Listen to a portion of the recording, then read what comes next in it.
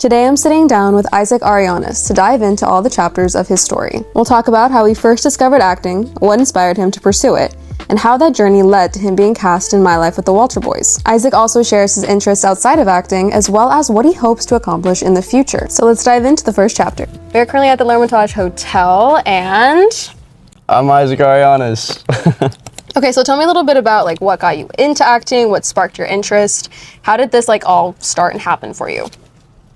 Well, it kind of happened by chance. I was a dancer for a couple years, and then my mom and I, we were at a Hooters. It was the closest thing from our competition. We were in downtown Phoenix, and didn't really want to walk too far. I just got done dancing, so the closest place to us was a Hooters. So we went there, obviously got some food, this correlates, and as we were walking out, there was these two men that stopped us, and I don't know if it's weird now, but I think it was with a good heart. They were just like, hey, you have a really good looking kid, you should try to do modeling. So then that's how it started. My mom kind of took that into account, and then I went to a modeling agency, and then after that I did that for a few years, did a few runway shows and stuff.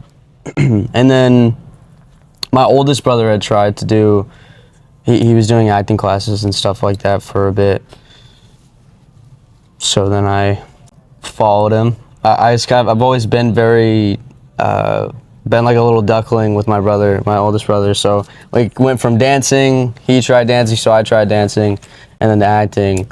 So I found out I really liked it. So I did that for a few years, just doing a bunch of acting classes and stuff like that. It was at a acting academy. It's called LA Acting Academy. It's in Arizona. It's kind of a funny name. Interesting. But, yeah. But they got me right. They definitely got me on the right foot with learning how to act and all of that stuff. So I had done auditions for around 4 years, but the thing was, it was before COVID, so it was before self-tapes, really. Okay. So we had to go in all the time for auditions. So shout out to my mom. My mom had she would drive us 6 hours to LA for a 20-minute audition, and then 6 hours back the same day, and we did that 5 to 6 times a month for that 4-year time period until I actually booked something, and it's called Ghostwriter. It was my first lead at 14. So I lived in Toronto for 9 months. It was a great experience. It was how I kind of learned the whole other side of actually acting and being on set and being professional, working with adults and whatnot. So long story short, yeah. That's amazing. And wasn't that the project that you actually got nominated for that one, didn't you? Mm-hmm. Yeah, I did. I got nominated for a daytime Emmy. So that was pretty cool. That's very cool. Yeah. First big project like that. I mean, wow, right out the chute. That's amazing. And that was you were also, I believe, for being Indigenous too, was part of that, right? Yeah. So I was the first Indigenous actor to be nominated for a daytime Emmy. So a little bit of history too for my first gig. Really cool. Wow, just set up your career for greatness right there from the bat. Big blessing for sure. That's amazing. So speaking of different movies and stuff that you've been a part of, I'm curious to know, were there any films or TV shows growing up that really kind of you loved personally that helped kind of shape who you are as an actor now? Yeah, for sure. I think the first movie I watched that I walked out of the theater and I was like, wow, I feel like I was immersed in a world. Like the first movie that kind of sparked my interest with kind of making other people feel that same way with what I do. I watched Avatar when I was really young. I was like, wow, that's good. Yeah, that was a really cool movie. And so, but I think the one that really set my creativity off was Stranger Things. So to feel nostalgia for a time period that I never lived in is really, really bizarre. But I really did enjoy how it made me feel. So I was like, I want to do roles and things like that obviously may make people feel nostalgia for certain time periods that they haven't felt, or just immersing people. Yeah. And being good enough at acting to immerse people. That's it's kind of the goal. But I'd say Stranger Things, my favorite movie, all-time favorite movie, is Edward Scissorhands. So Okay. yeah, I'm a big fan of Johnny Depp and Okay. Tim Burton. So yeah, I'd say those are like the main ones. So you like the movies that have a way of kind of using odd, different kind of scenes to make a movie come all together and different. Edward Scissorhands is a very interesting one to be your favorite. Yeah, I feel like I'm a like pretty interesting person though, and acting wise, I really do adore Johnny Depp's career because he can do so many different things. You know, He's done so many different genres. Yeah, 100%. Yeah. And I feel like he was the pretty boy, but he also was just so much more, you know? So I think that's where I don't want to be in this box, and I believe I have the skill set to be able to go outside of those things. So that's kind of what I look up to him in that regard, with just how many different things he was able to do. Absolutely. Because I think that's acting, and being able to do those things well and not caring, because, you know, social media nowadays, it's just, you know, it's hard not to care because people are so vocal and outwardly expressive. But I've gotten to a point where I want to still be able to push myself to get uncomfortable even with certain rules and stuff like that, that are wacky or crazy. And of course do them well. So, yeah. Finding a way to blend pretty boy with some depth. Yeah, That's just a pretty little much bit of depth. Yeah. Okay, yeah, because I mean, I'm sure you've seen all the edits on TikTok, the insane amount of edits made for you. Can't So escape 'em. you got one side down, so now we should like, next role has to be something crazy depth, you know. We were Yeah. just talking with Miles a second ago about like A24 movies. Sounds like that could be an interesting area for you as well, on that A24 depth kind of inside the brain of somebody a little more. Right, 100%. Can definitely see that coming out for you next. Out of curiosity, outside of the acting world, are there hobbies or things that you really love doing in your day-to-day life? Because I know obviously hobbies can then translate into acting, but what are your passions outside of just day-to-day acting when you're on set?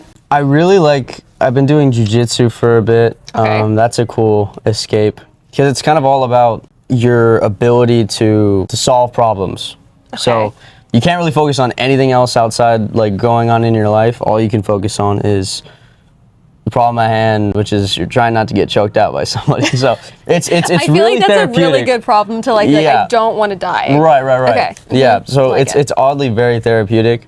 So that's one of the things I do. Love going to the gym. I love cars and bikes. I post a little bit about bikes and cars. That's definitely a hobby of mine and something I really enjoy. I do a bit of church stuff at home. It's pretty simple when I'm outside of work, because if you're not working, you're not working. So there's not really much to do because you're kind of waiting to work. But you know, I definitely try and keep my head above water for sure, and being healthy and as proactive as I can. So very smart, mentally and physically. It sounds like you got both angles of it. Yeah. So out of curiosity, what is, that audition process like, specifically for, My Life with the Walter Boys, or just in general? What is an audition process like for you, from the audition to actually getting the job to being on set? I feel like most of the times when I audition in general, usually if you don't hear anything back, you just audition and forget about it. Okay. So that's the normal case scenario. So getting a response is like, oh, okay, cool. But basically, you can kind of go through a few different stages. So if I audition, I get a call back, and then I do the call back, and then after that, I might be talking to a director or a producer.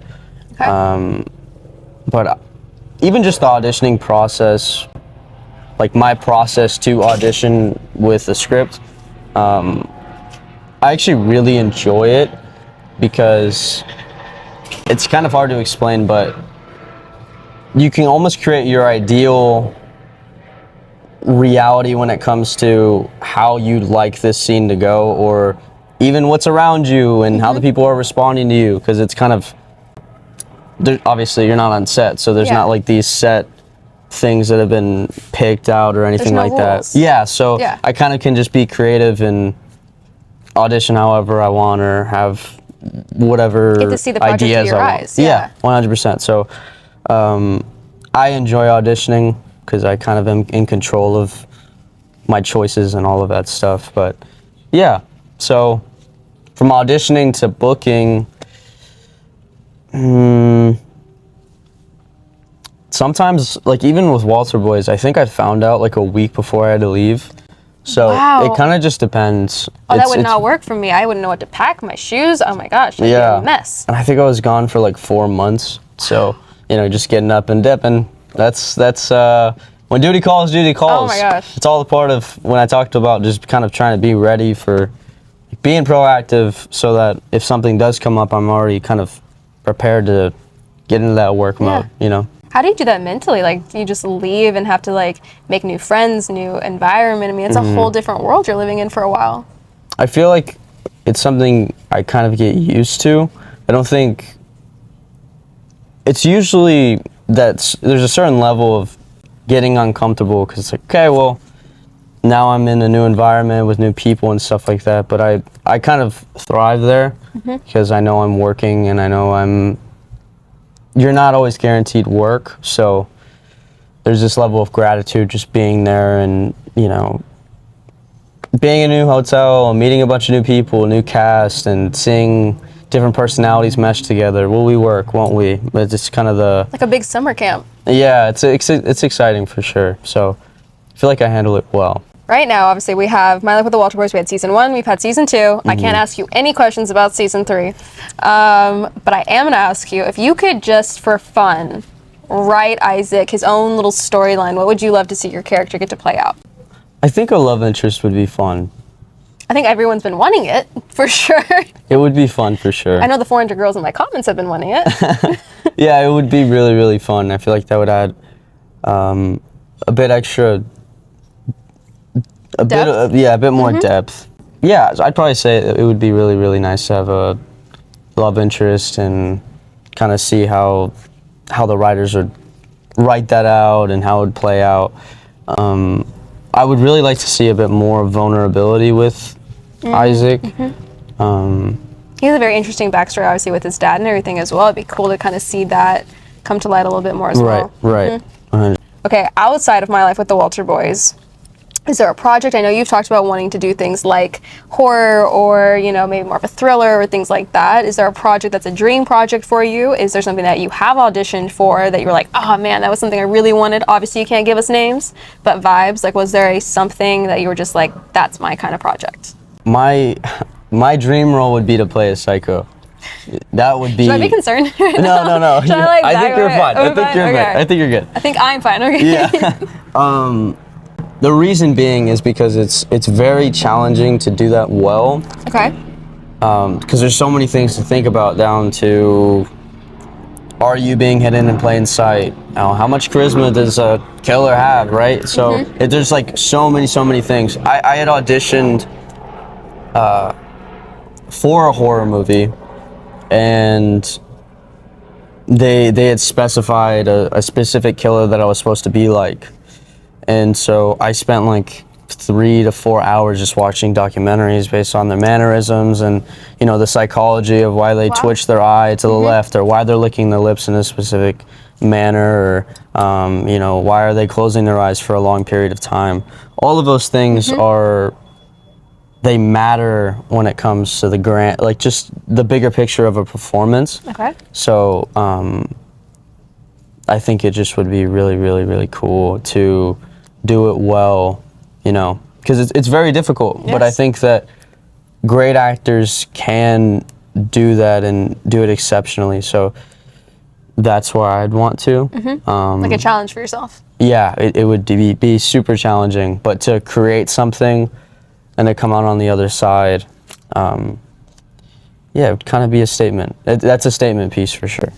There's a few statements in that one, but yeah. Yeah, for sure. But no, that's very interesting. So you like the psychology of a character, it sounds like a lot, like getting into the brain and understanding like why they're doing what they're doing and kind of seeing how that plays into the whole plot. Right, and moving that towards the performance. Because I've had auditions where they were very charismatic. So you are hidden in plain sight. So at what little beats do you put in those like unsettling, eye movements or whatever the case may be. There's just so much to it that I really, really like the challenge. So. Very interesting. Okay, so that's your next hope and dream project right there going forward. Yeah. Curious to know, like, outside of that particular area, we talked about you did get your start a little bit in dance, I heard on that. There's been talk about, liking some like music, liking cars. Is anything like in your life play into like how you tackle a project when you're on set? You bring any of yourself into a character? So I know that necklace you're wearing right now was on season 2 of My Life with the Walter Boy. So just out of curiosity. Yeah. No, it was my personal one, and then we kind of just used it. So. So do you like to bring in your own style when you're doing a character, or? It really just does depend. Some characters aren't as complex, so you don't need to be. It's like sometimes less is more too. So sometimes I don't need to be super complicated with like my choices and stuff like that. But I think one thing that plays a big role in my ability to perform, or just my performance, is my mental health. Being able to have a clear mind, I just feel like that plays such a big role in my ability to even just think about my choices and, the other side of emotional depth. Like when my mind is stable, I feel like my choices are really, really good too. And I can be in tune with my emotions, because if your mind's out of whack, then your emotions are out of whack. Everything's out of whack. It's really, really difficult to kind of tackle that. But so what do you do to kind of stay grounded? I think aside from, the physical activities, I think my personal relationship with God and stuff like that is something I've kind of grew up with. With my dad and stuff like that. My dad's he's a pastor and whatnot. So nice. Kind of just growing up in that environment, and then kind of growing a faith of my own that's been necessary, very, very necessary, keeping me grounded. I've just noticed I like myself better when I'm relying on something bigger than myself. So I think that's a beautiful way to put it. Yeah, especially in an industry that tells you a lot of no's. It's good to have something that you're looking up towards on days when it's a little bit darker, I think. But you also are getting a lot of yeses, so that's always good too. Yeah, those are the happy days as well. Yeah, for sure. There's humility in saying that I need help, or that I'm a bit weaker without something that's bigger than myself. Absolutely, I think a lot of young people need to also understand that too. Yeah. I wish I knew that when I was like 18. Would have been great. Actually, no, I wish I would have known that when I was 14. Let's back it up even like younger, instead of 23 now that I'm getting old. Right. So outside of complaining about my age, so I do have to obviously talk the silly things. Love triangles. What love triangle, in your opinion, is one of your favorite love triangles? Favorite love triangles. I'm only going to judge you a little on this. Yeah. Okay, maybe 85% now. I'd probably go with, I really like Twilight. Okay, no more judgment. I like Twilight. Hey. Okay, there we go. I'm free from judgment. You're free That's from great. judgment now. That's awesome. Obviously, it's important for me. I do really like Twilight. Okay. I think the first few movies were kind of funny, but I do enjoy that series a lot. Okay, so you... Oh, Vampire Diaries is great too. There we go. Okay, Vampire Diaries is solid. But my personal opinion is that Caroline and Klaus were the true couple in the entire show, but that's fine. That's fine. Personal opinions. Okay, were you team Jacob or team Edward? I don't know. They're in love triangles. There's always like, both of them are usually kind of crappy to an extent, but I'd probably go with, I'd probably go with Jacob. Accurate choice. Okay. Again, no judgment here. I was team Jacob. I always said, you see, he's doing well. He's answering the questions correctly right now, and I did not put a whiteboard up right here that told him, say this, say this, say this. It's not over there. Definitely didn't. Not over there. Definitely didn't. If you're shaking your head in the background right now, you say cut the camera. Curiosity, okay, on social media, what is it like to see yourself constantly on social media, whether it's through edits, whether it's through someone talking about you, or just in general, like clips of your interviews like this? What's it like seeing your face pop up all the time? I think fans are so great.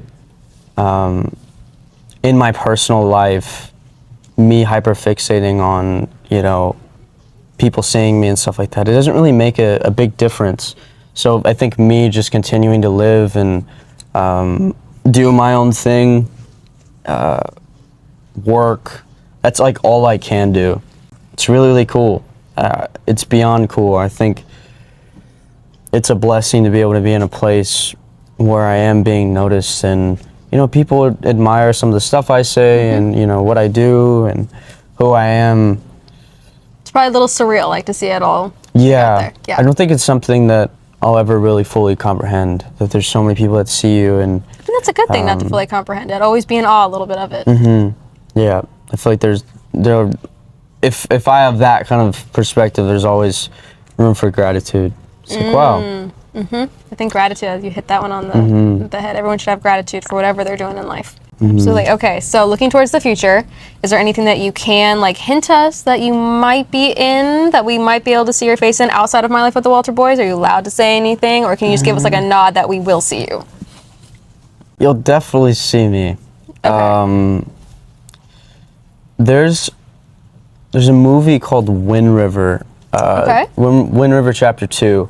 I'm not too sure when it's going to come out. Okay. But I'm in that for a pretty good amount of the movie. It's a really great movie. Nice. Okay. I've just obviously been waiting personally. I think we filmed it quite a while ago.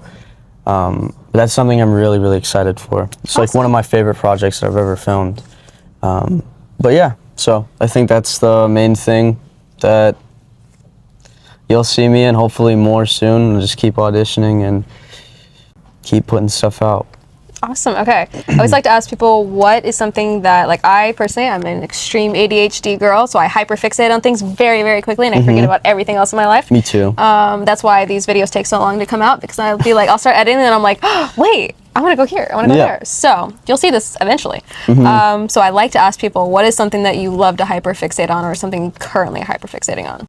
Bikes. I love bikes. Yeah, that's been my big hyperfixation. Okay. I don't know. There's nothing like it.